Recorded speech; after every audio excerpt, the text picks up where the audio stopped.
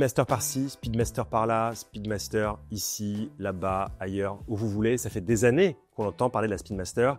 On l'adore, elle fait partie, comme on dit, des icônes horlogères. Mais aujourd'hui, je vais vous parler d'une Speedmaster un peu particulière, puisqu'elle est sortie il y a très peu de temps. Cette Speedmaster, c'est la Speedmaster Pilot. Et j'avoue que c'est un des très gros coups de cœur récents chez Omega pour moi, en plus de la Speedmaster avec son cadran laqué blanc. Cette petite merveille, elle a plein de détails. On vous les présente aujourd'hui sur les Rabilleurs et seulement sur les Rabilleurs. C'est parti.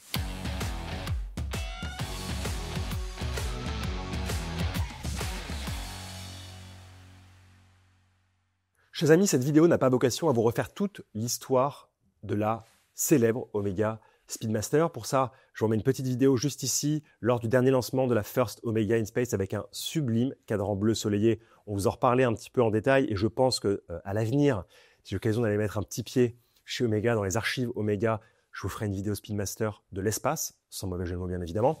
Mais aujourd'hui, je vous dis deux mots sur la Speedmaster et après on enquille direct avec cette Speedmaster Pilot Flight Qualified. Speedmaster à l'origine n'a rien à voir avec la montre que l'on connaît, la montre qui est liée à l'espace. Elle est présentée en tout cas en 1957. Les premières publicités, franchement, c'est les pilotes. En fait, on s'amuse à cramer de l'essence et à calculer des temps et calculer notre vitesse sur 1 km, échelle tachymétrique, vous l'aurez compris.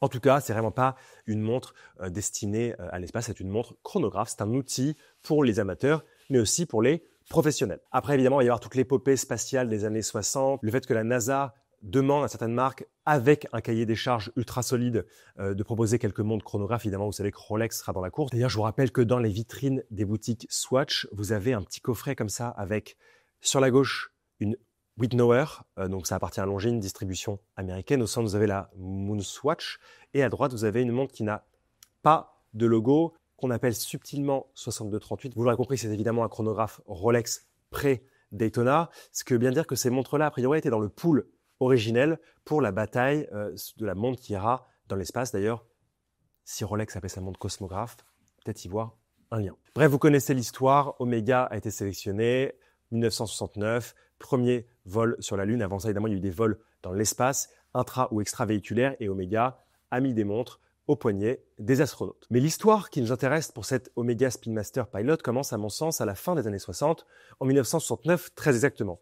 En 1969, si vous avez en tête l'histoire horlogère, on est en train de se battre entre le Japon et la Suisse pour proposer le premier mouvement de chronographe à remontage automatique. Là n'est pas le débat, mais pendant qu'il y a toute cette agitation chromosomique à propos de ces mouvements inédits, on va avoir la naissance de la Omega Flight Master, qui fait partie de la famille Speedmaster, mais qui est vraiment un objet volant pas vraiment identifié. 3 couronnes, 2 poussoirs, 7 aiguilles et une gueule fantastique, un boîtier qui est très compliqué à fabriquer, qui est vraiment tiré de Star Wars, avec, je crois de mémoire, plus de 130 grammes de poids final. Donc vraiment, vous avez une montre qui pèse une tonne. Vous avez tellement d'informations, je pense que les yeux se croisent au bout d'un moment et on devient un peu fou.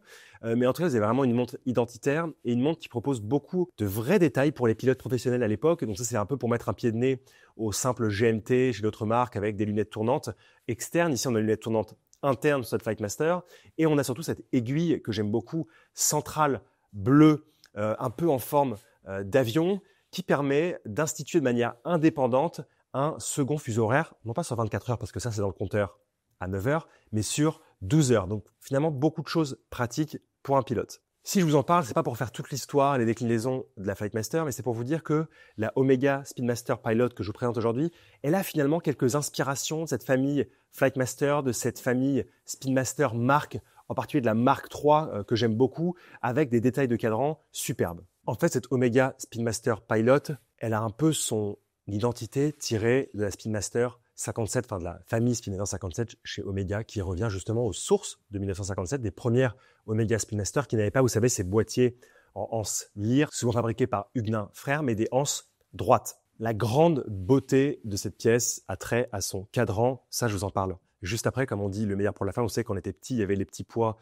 et autre chose dans la scène, genre le cordon bleu de la cantine. On mangeait d'abord les petits pois parce que c'est vite fait bon quand on est petit, et après on mangeait le cordon bleu parce que vraiment le meilleur pour la fin, Ça n'a aucun sens ce que je raconte, mais vous avez l'idée. Ici, on a le plaisir de trouver un boîtier en 40,85 mm de diamètre. Pour rappel, les Speedmaster 1957 chez Omega font 40,5 mm de diamètre. Ici, le corne à corne fait 49,60 et l'épaisseur fait 14,6 mm. Donc, vous avez quand même une montre un peu costaude. Mais honnêtement, mon poignet, figurez-vous, aussi avec la beauté de ce cadran et le fait qu'on ait quand même une petite ouverture, j'ai pas une impression de montre de grande taille. Évidemment, moi je porte que des montres de petite taille, donc je me dis quand même il y a un problème. Mais honnêtement, ça passe très très bien et la montre n'a pas un poids extraordinaire, donc on la sent pas forcément au poignet. En tout cas, elle est très agréable à porter. Pour moi, la grande réussite de cette montre, parce que maintenant on a parlé des petits poids, on va s'attaquer au cordon bleu, c'est vraiment ce cadran qui est juste une merveille. Juste avant de passer au cadran, vous remarquerez que sur l'extérieur, on a une lunette en acier avec un insert en aluminium, lunette tachymétrique, avec le tachymètre base 1000 dans une couleur un peu dorée. C'est juste magnifique et ça va avoir un lien, évidemment, une résonance avec toutes les couleurs du cadran. On va commencer par la majorité du cadran qui reçoit une couleur noire avec une texture très très légèrement granuleuse, mais quand je dis légèrement, c'est pas texturé en gros, etc. C'est vraiment très très fin, on dirait vraiment du sable noir extrêmement fin qui est déposé sur le cadran. C'est juste magnifique, c'est mat évidemment.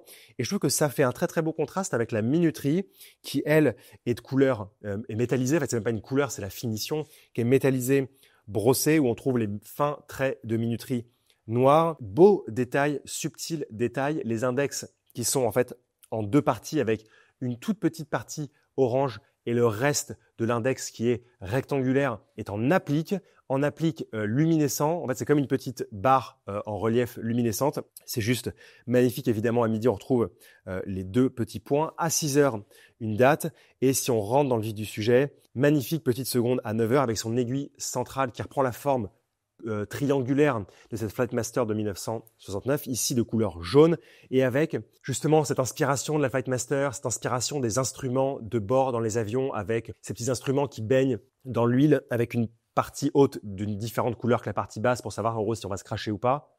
Je sens qu'il y a des pilotes qui vont s'énerver, qui disent « mais lui, je connais rien, etc. » Oui, je ne connais rien, mais juste voilà, vous avez compris l'identité de ces instruments de bord. Donc la partie haute de la petite seconde est bleue, la partie basse est noire. Tout est encadré par un cercle et vous avez pour votre œil, au-delà d'avoir des repères blancs comme une minuterie, mais en tout cas, c'est en tout cas pour compter les secondes, 20, 40 et 60. Donc c'est au cas où, pour servir la petite seconde, quand on ne déclenche pas le chronographe, on a quelques indications, en tout cas quelques repères. Les aiguilles centrales sont sublimes, elles sont noires, mates et l'extrémité longue, parce que c'est la moitié de l'aiguille quand même, est blanche en matière luminescente. Et surtout, vous avez une sublime aiguille centrale de chronographe noir mat avec l'extrémité qui ressemble à un avion, qui est orange, qui est l'aiguille centrale des secondes, qui est évidemment aussi un clin d'œil à toutes ces pièces de chronographe chez Omega, en particulier celles qui utilisaient des mouvements Lemania à l'époque, qui avaient par exemple l'aiguille centrale de chronographe pour les secondes, mais aussi l'aiguille centrale de chronographe pour les minutes, qui avait à l'extrémité cette forme d'avion et cette très jolie couleur. À 3 heures, et c'est là aussi toute la beauté de ce chronographe, on va avoir un compteur, comme dans la famille Omega Speedmaster 57, un compteur pour les heures et les minutes du chronographe. Donc c'est-à-dire que vous avez une aiguille orange toujours triangulaire pour comptabiliser les minutes du chronographe et vous avez une aiguille blanche un peu plus petite pour comptabiliser les heures du chronographe. On retrouve cette magnifique forme d'aiguille orange triangulaire, petit clin d'œil au passé bien évidemment. Vous avez donc 60 minutes pour le compteur des minutes et 12 heures pour les compteurs des heures du chronographe. Tout ça dans le même registre, donc pour la lecture finalement c'est très simple et très appréciable. Derrière toute cette magnifique population du cadran, parce que oui, franchement, on a une petite ville dans ce cadran, on trouve le calibre Omega 9900 Master Chronometer. Vous savez que c'est une certification qui est délivrée par le METAS, qui est une société indépendante, qui a mis évidemment des machines chez Omega, des machines qu'elle vient voir souvent pour contrôler leur bon fonctionnement et pour contrôler du coup que les montres qui sortent des tests du METAS sont fiables et surtout répondent aux caractéristiques un peu énervées du Master Chronometer. Vous savez, le METAS, ça garantit une montre Swiss-made, certifiée par le contrôle officiel suisse des chronomètres à différents niveaux d'armage. L'intervalle de variation est limité à 5 secondes par jour, c'est-à-dire 0 plus 5, soit 5 secondes de moins que le standard qu'on connaît tous du contrôle officiel suisse des chronomètres. Vous savez, c'est moins 4 plus 6. Et évidemment, il faut aborder l'étanchéité, même si elle n'est pas énorme ici, elle est de 5 bars, elle est largement contrôlée. L'antimagnétisme est évidemment aussi très important. Et la certification Master Chronometer, elle soumet les montres et les mouvements à 15 000 Gauss. Donc je pense que ça fait le taf comme on dit. Enfin, la réserve de marche est toujours mise à l'épreuve pour s'assurer que les heures de réserve de marche ne sont pas moins que ce qui est affiché au client final. Évidemment, vous l'aurez compris, ce calibre 9900 au-delà d'être certifié Master Chronometer, il est automatique et il affiche une date à 6 heures, en plus de toutes les fonctions chronographe qu'on lui connaît et que je viens de vous expliquer juste avant. On va finir par le bracelet qui est juste magnifique. C'est aussi pour ça qu'en introduction, je vous disais que la montre pèse pas si lourd et ne fait pas si grosse sur le poignet malgré quand même 40,85 mm de diamètre. On a ce nouveau bracelet avec, qui reprend un peu l'idée du flat link chez Omega et surtout on a une boucle déployante assez fine, légèrement réglable, ce qui permet comme ça, pour pas enlever trop de maillons, avoir la montre trop serrée, pas être confortable, de très légèrement faire varier en 4 secondes et demie la taille du bracelet. Cette nouvelle Omega Speedmaster Pilot est proposée au prix de 10 400 €, soit légèrement plus que la version Speedmaster professionnel 42 mm qu'on connaît tous avec sa glace saphir à l'arrière. Évidemment, c'est un prix, vous me direz, mais là, honnêtement, on a des détails dans le cadran complètement fous. On a des différences de couleurs entre toutes les aiguilles, entre les différents sous-cadrans. On a un contraste dingue entre le centre qui est noir mat avec une légère texture granuleuse, l'extrémité minuterie qui est brossée, l'insert en aluminium tachymétrique du boîtier. On a ce bracelet qui est juste magnifique. On a le mouvement certifié Master Chronometer. Donc en fait, pour un peu plus de 10 000 €, on a vraiment une proposition assez dingue. Et je trouve que le charme de cette montre est inégalé. On ne trouve pas autre chose. Évidemment, vous pouvez vous prendre la Flightmaster d'origine. C'est un morceau d'histoire, mais c'est aussi un morceau d'acier. Je trouve que cette pièce, elle est franchement réussie.